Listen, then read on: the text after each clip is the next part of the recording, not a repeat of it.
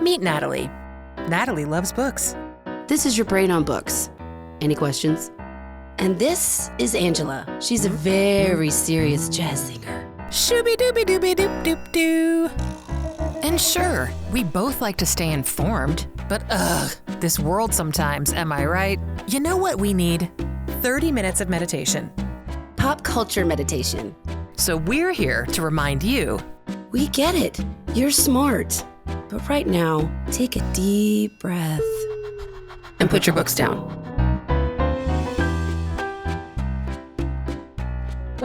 Well, good morning, Natalie. Nice of you to join us today. How you doing? Rise and shine at 12:30.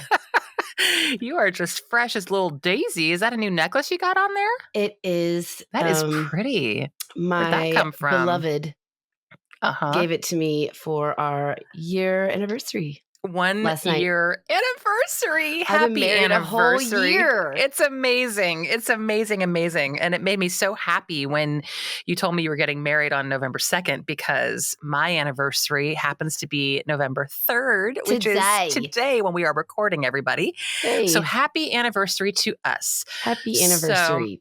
Today, we're going to be giving out marriage advice. So get ready, everybody.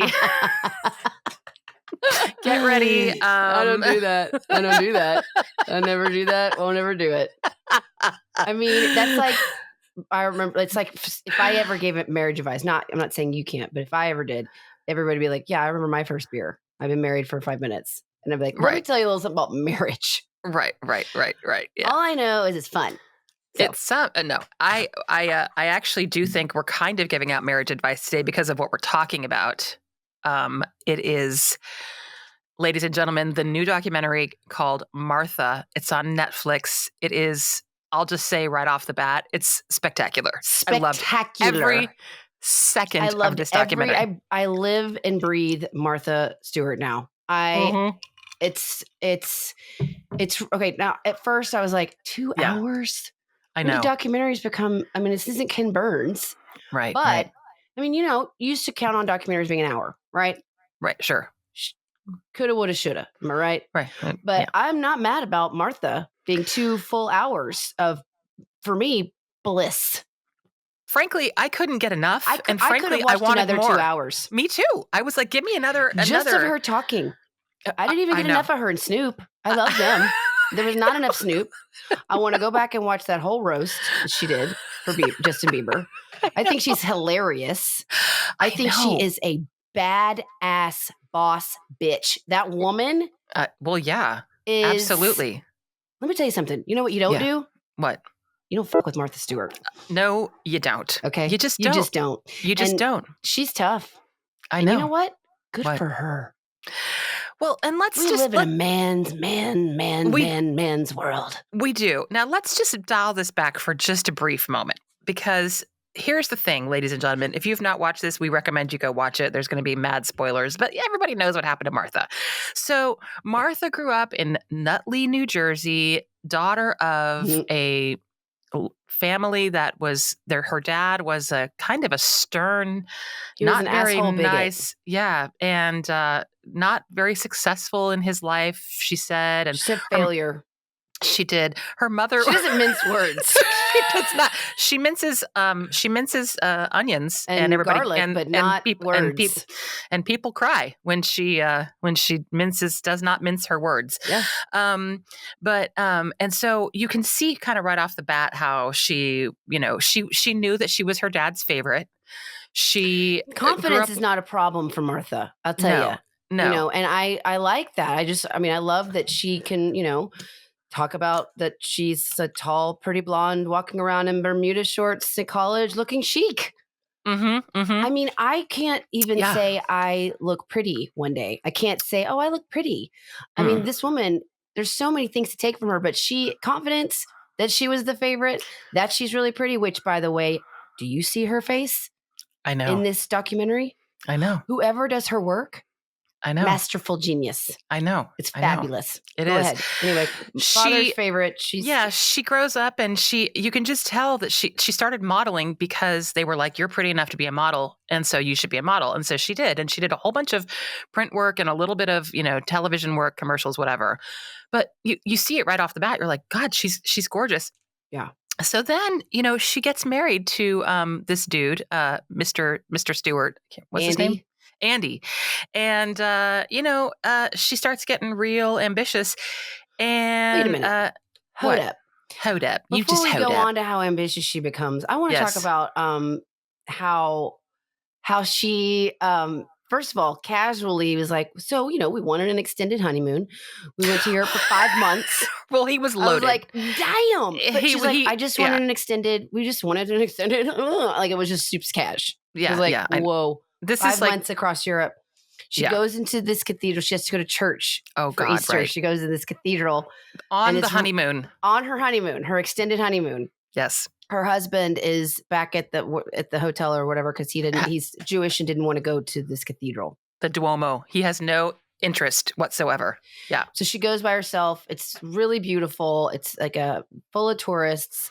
It's very emotional because of how heavy it is. Beautiful. And I believe she, describes it as like this emotional environment of sorts or something. So anyway, basically she kisses a stranger. And she's super no big deal about it.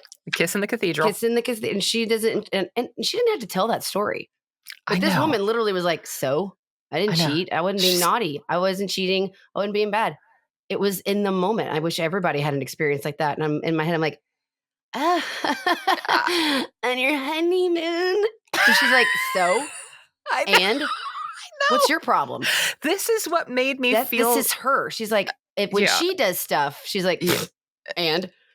But then she's like, if your husband cheats on you, he's the piece of shit. Don't stay in that marriage. And I'm not saying she cheated on him by kissing someone in the cathedral, but it's just like and then she talks about her situation. It's just like when it comes to her, she's like, tell me something interesting. Okay. I know. Can we talk about something interesting? Sue me. She is, I'm just going to say this. When Frank and I were watching this, he goes, she's kind of a sociopath. And I'm like, she really kind of is. And she kind of is. It's a good thing. It's a good thing she's not like, more motivated by killing because she'd be good at it. She'd be really good at it. She'd be a stone cold killer, And she would know what to do with the bodies and gardens, and she'd know what plants to plant on top of that and how they would flourish. Yeah. Yeah. Okay. Yeah. She knows. Yeah. You're right. Martha knows shit. Okay? Matter of fact, we shouldn't count that out. Just stop pissing her off, everybody. Leave her alone. Don't send her on a rant. The woman's been through enough. Let her live in her billions, okay? Yeah. With her Snoop Dogg best friend. I know. So and that amazing face. I know. I mean, I think that's all there is to say about it. Anyway, this has been Put Your Book Down, everybody. Goodbye. In a nutshell. But yeah, I mean, I was thinking to myself, the people who worked for her took so much abuse.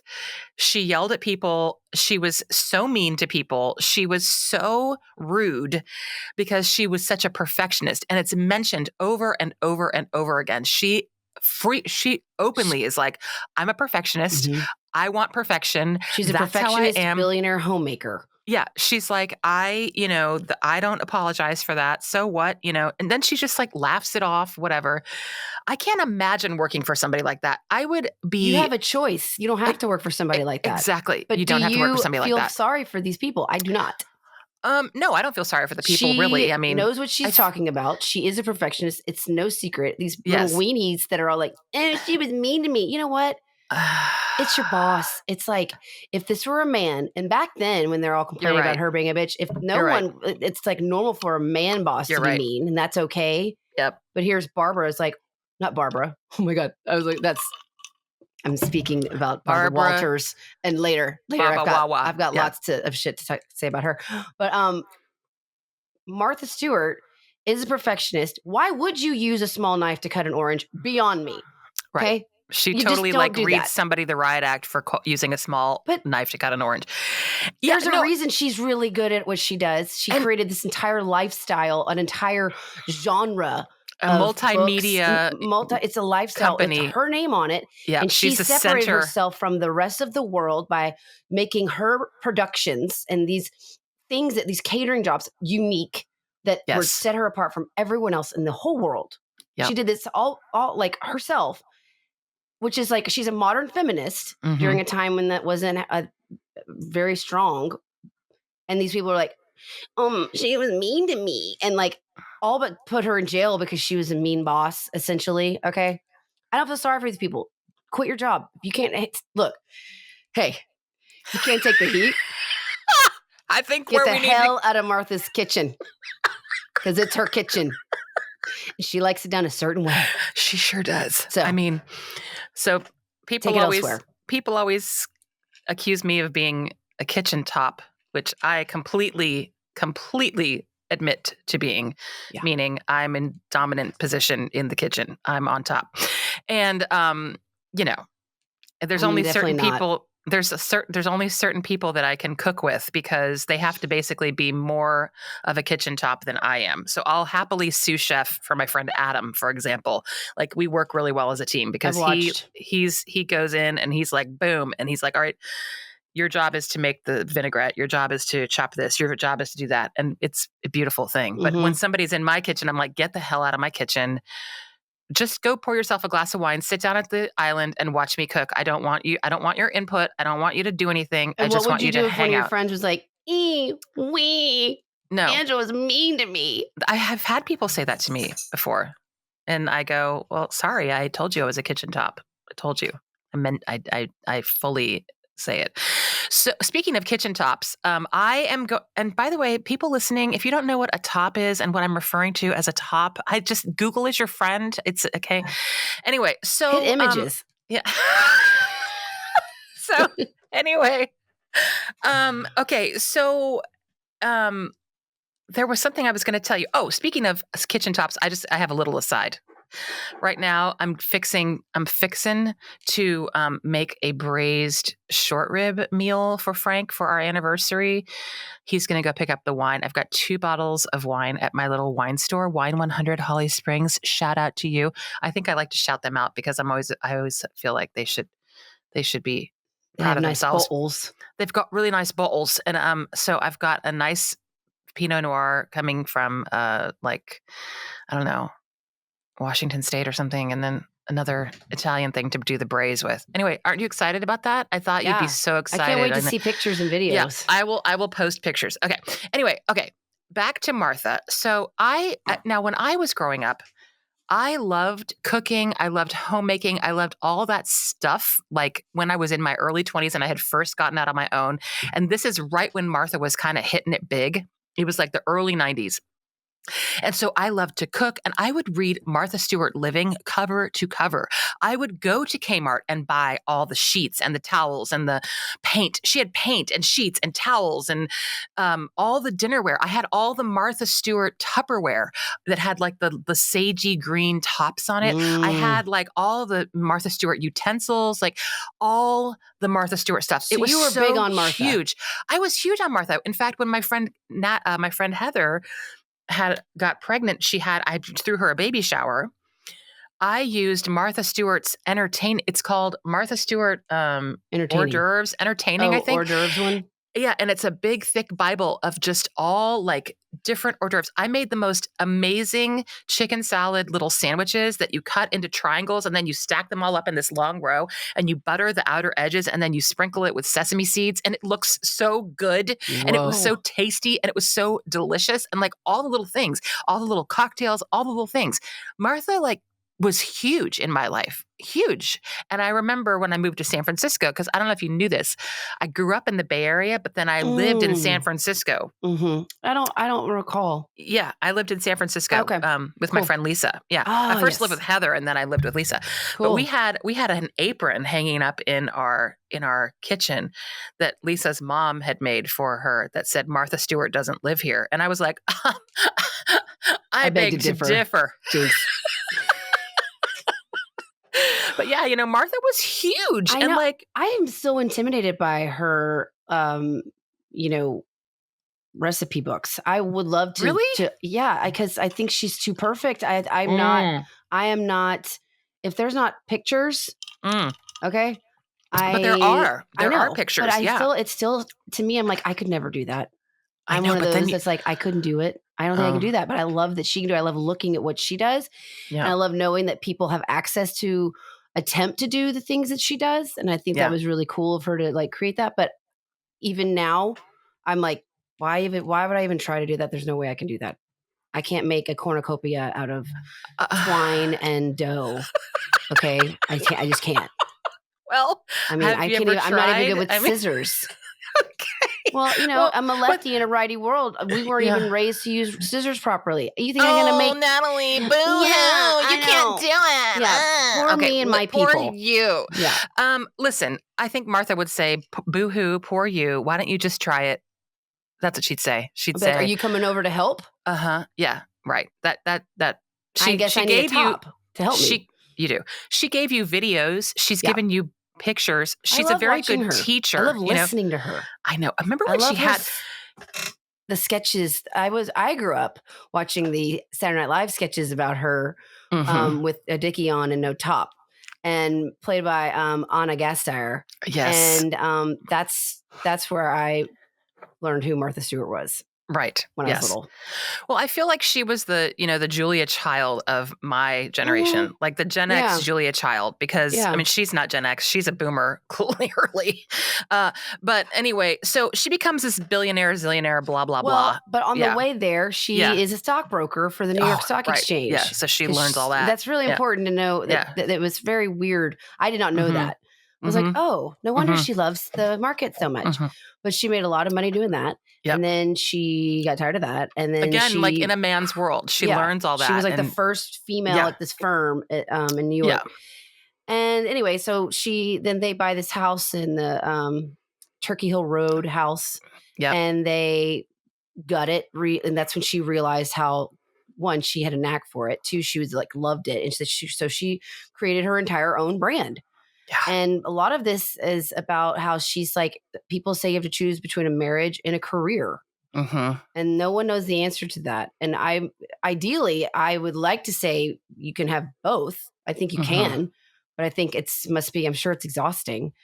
But I mean, yeah. And then her husband. I mean, she has children, a child, and that she didn't really care about. I mean, she's like, I'm not a natural mother. I didn't know. She cares but about she was just kind of like, yeah, I know, but she could have taken it or left it. You know what I'm saying? Okay. Yes, but she loves her daughter. Her daughter's name is Alexis. Not love, but she's like, mothers are not, some people are not natural mothers. And I think everyone can relate to that to a point. That doesn't mean your mothers don't love you. Right. Yeah. It's okay. Yeah. That's okay. It is. And it's also like, so they're in this marriage, and she says, Andy wasn't happy at home. I don't know how many affairs he had, but he had a lot. And it was like openly known what happened. So Andy starts up with this assistant that Martha had hired. Assistant flower girl. Yeah, that had flower ladies. She's got didn't have an apartment or whatever, and so they took pity on her and were like, "Well, you can stay down in the apartment on our property." And Martha goes out of town to do something, and next thing you know, Andy is stupping the assistant, and so begins the letter writing. Oh, God. Yeah. And they're asking Martha about this on the documentary, and she's so, kindly agreed to sit there to be interviewed. Right. Yeah. And then they're like, well, do you cry about this? She's like, you know what? Let's move on to a different topic. She's the whole time trying to control the interviewers, everything. She's like, I submitted several letters that you can read. So just go ahead and read those. You get all the insight you want. Right. And man, let's talk about those letters, Natalie. Whoa. Let's talk about the letter. What was your impression? If I had been on Andy's end getting those letters, I would have been a little worried. Right. For my safety. Right. Again, don't mess with Martha. Right. Like she was scary. So but also it's like, she did. It comes off like she didn't want him, but she didn't want him having an affair. And I think she didn't like that she did want to be with him, and that she did.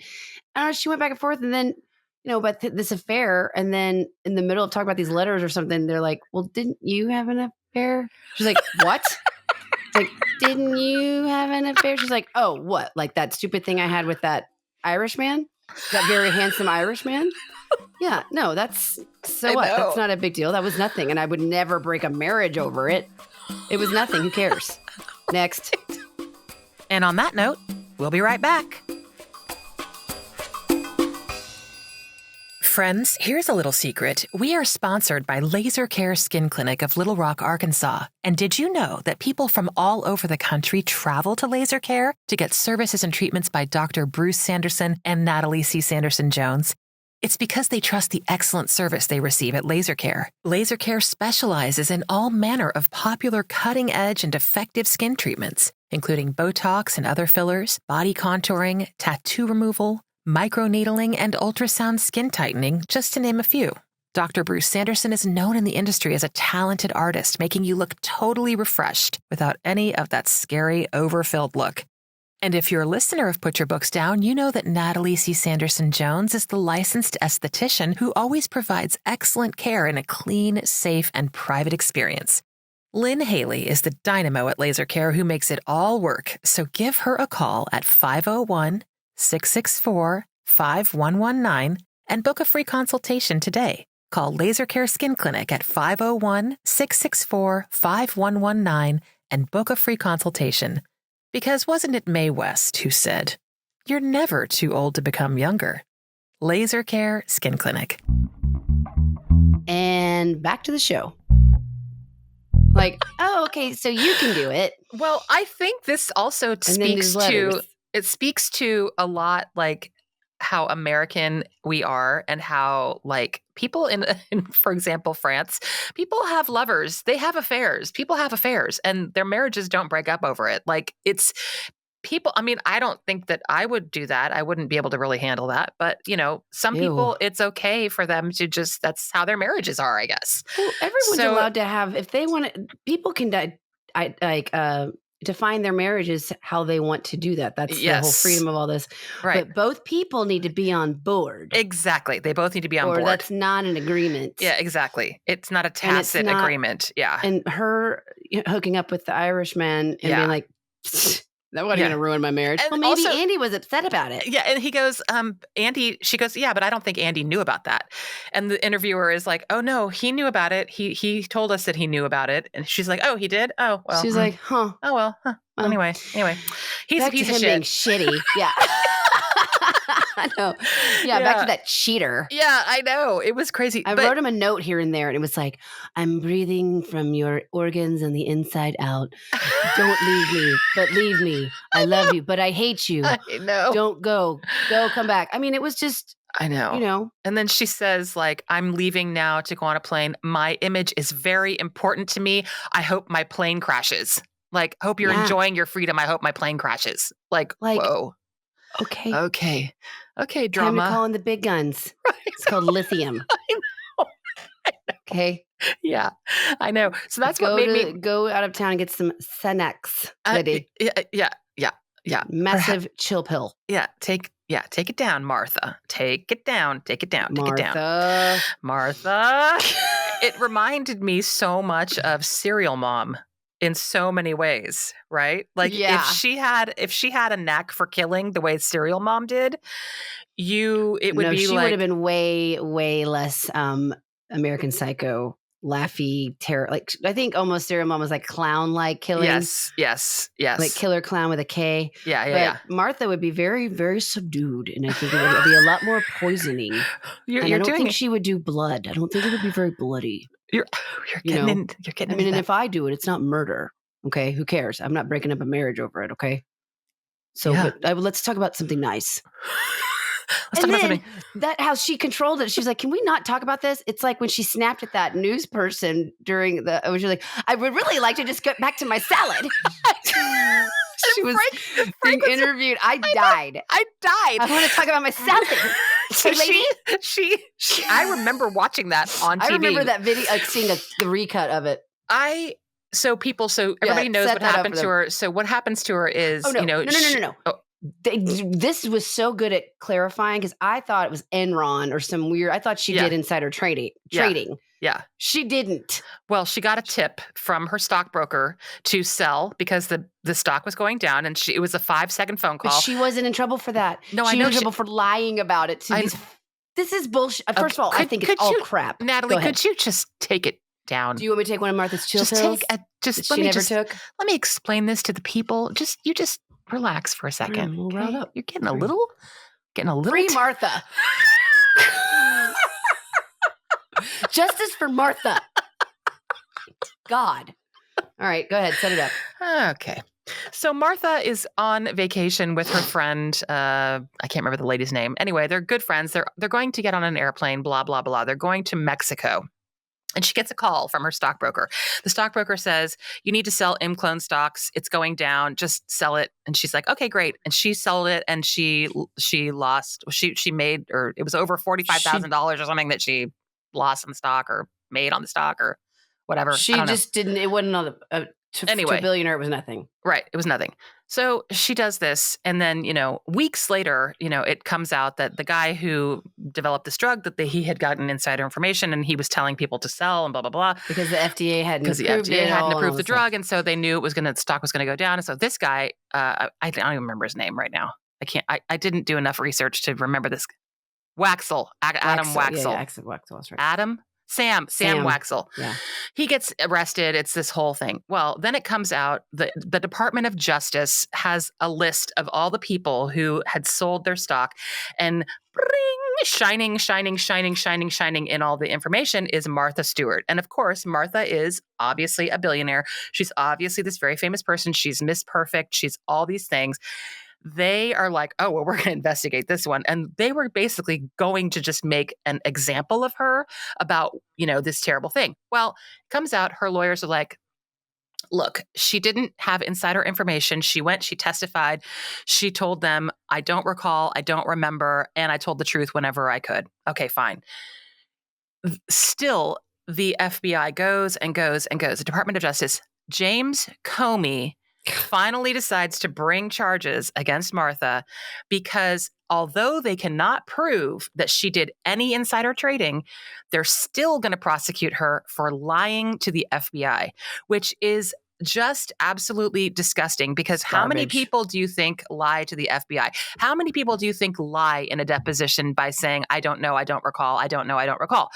If they can prove that you do know and you do recall, okay, fine. But there was really no proof. It was just, so they literally were not even charging her with insider trading. So then they're like, and she lied to the FBI. So we're going to charge her for lying. Well, how can you be prosecuted for lying about a crime you didn't even commit?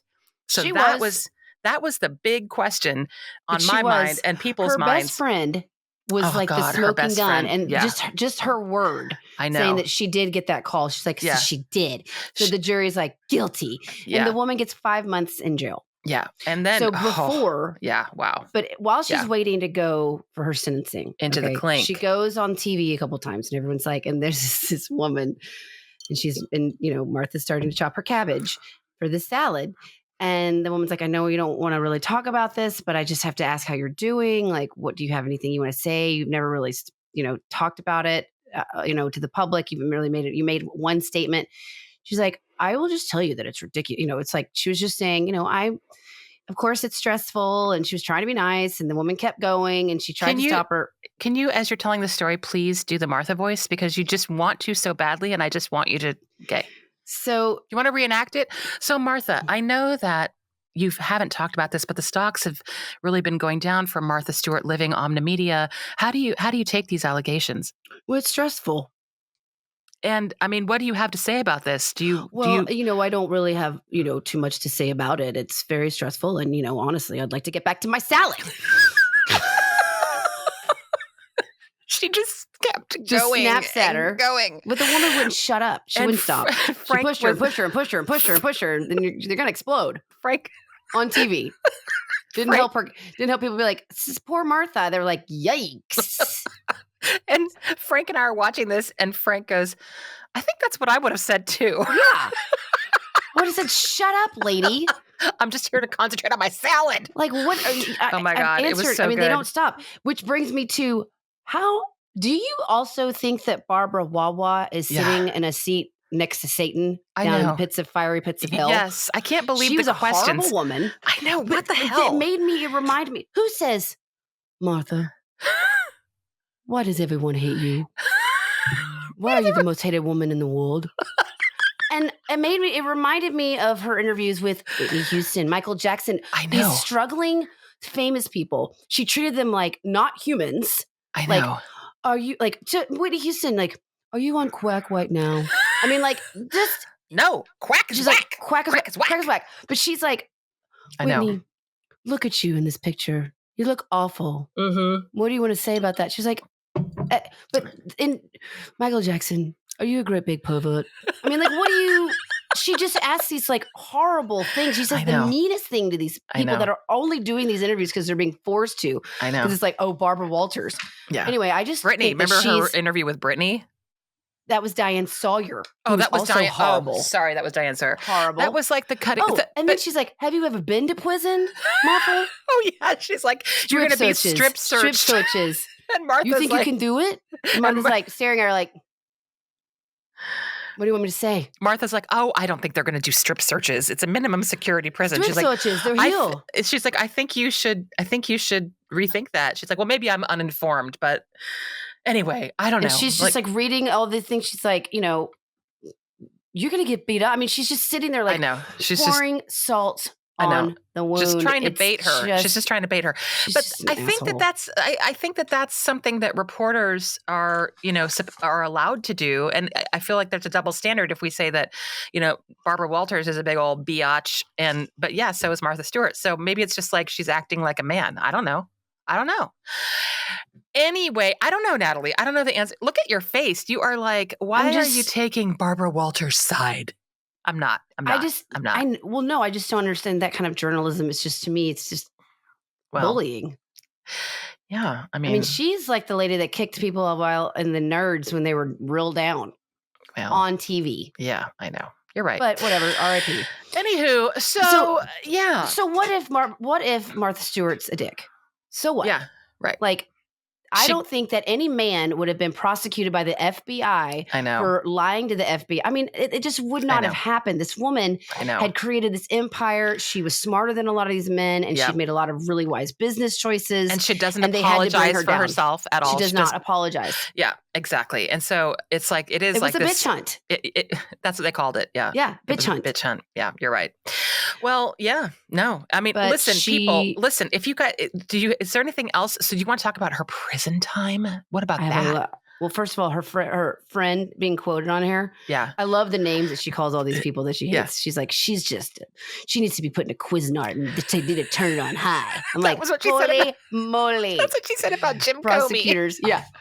But in the friend is like, I looked over at Martha when I was testifying, and, I was just doing my due diligence, and I looked over and I saw her cold eyes, and I thought, that's when I knew our friendship was over. You think, dipshit? As you're on the stand testifying against your best friend, she was in your wedding. She's the godmother of your children. Yeah, you Judas. I know. Ugh, I wonder if they even pay. Can FBI pay people stuff? Anyway, she's in jail. Martha's in jail. Yeah. She's teaching business classes. She's helping with the garden. Yeah. She's finding little things to do here and there. She makes some friends. Yeah. Didn't you love how that when they were asking her, what are you going to do before you go to prison? She's like, well, I'm going to go to the dentist.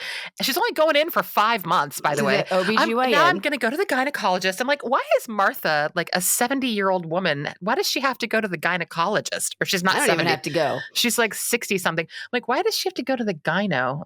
Well, she did have a boyfriend also.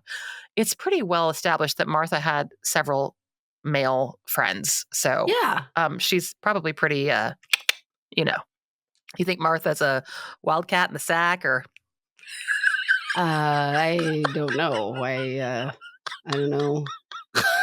But I know that she got a sassy poncho from her inmate friends that were good crafters. Yeah. And when she got out of jail, she's Loved like it. showing everyone she's in this prison-made poncho. Love it. And she gets back on TV. It's the new Martha. The new Martha is here. She's doing pole dancing classes on TV. She's got celebrities. She's teaching them how to cook. She's making fun of famous people on TV. This is the Martha that don't give a fuck.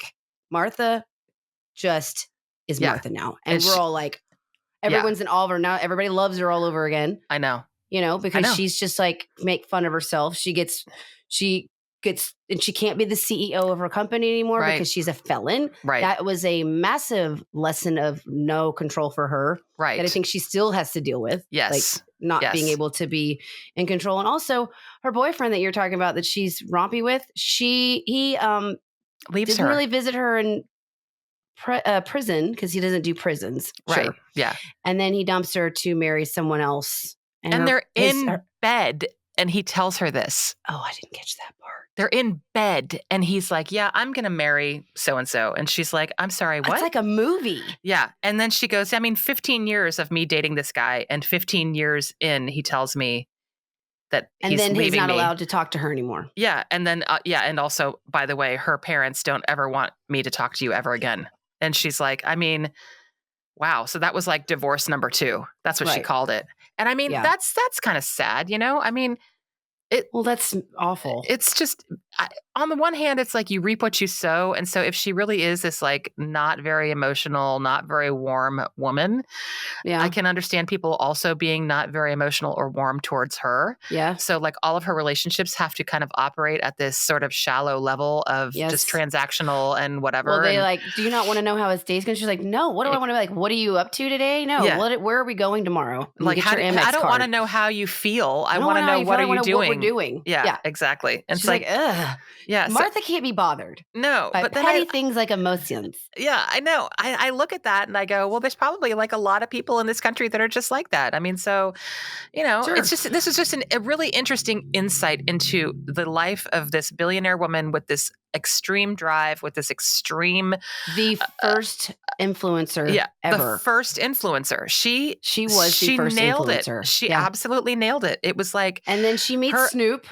Then she meets Snoop. Out the Snoop. Oh, I'm not going to leave out the Snoop. She meets Snoop at the Justin Bieber roast. She comes out at the Justin Bieber roast and just is foul-mouthed and filthy. So good. I also love that Martha was dropping F-bombs like crazy on this documentary. I love it. Love it. You could just tell she's just a badass. So then she becomes friends with Snoop. She's sitting next to Snoop, and Snoop is smoking a blunt after blunt after blunt. And Martha is just sitting there getting higher and higher, like from the secondhand smoke. And the next thing you know, Snoop and Martha are like trading stories and think that they should be friends. And so he said, he was like, I think I could learn a lot from just being in her presence. Yeah. He's like, she would like upgrade my life. And now they're they are on TV together and they co-host a program and they cook together and they share. It's so cute. I love their friendship so much. I know. When they were on the Olympics this year, remember? They were like in their matching Olympics outfits. They wear matching track pants. They coordinate outfits. I know. Can you stand it? No. And then Martha was like on the cover of Sports Illustrated like a boss. I know. She looked amazing. I know. She's like 78 years old. Better than ever. You know what? Prison was not the worst thing for her. No.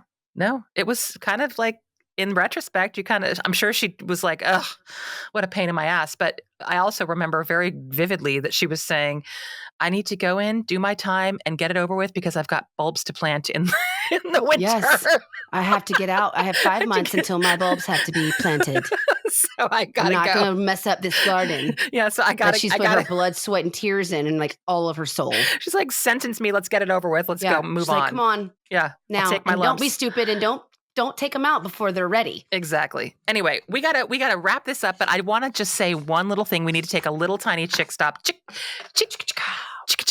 But bottom line, I love Martha Stewart. Right. Yeah. I just do. I know. Me too. I'm not mad at her. So anyway, let's do the chick stop. Chick. Oh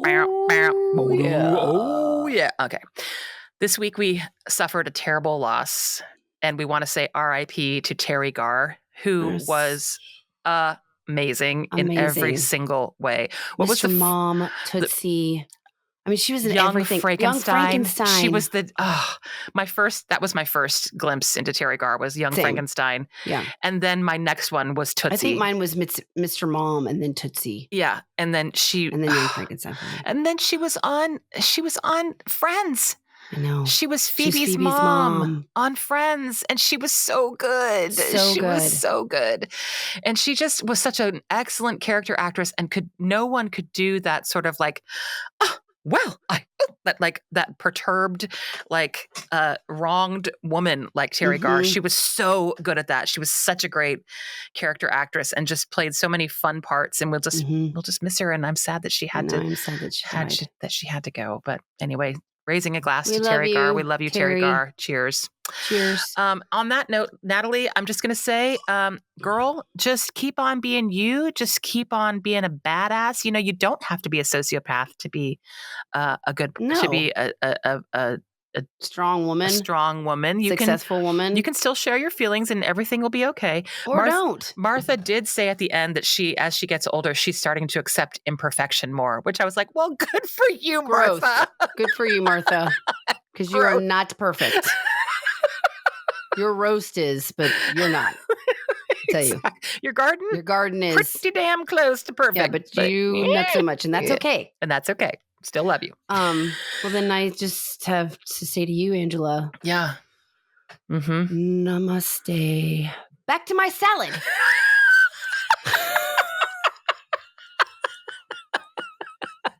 And to you, I say, namaste, Martha Stewart, sipping on gin and juice, laid back with my mind on my money and my money on my mind.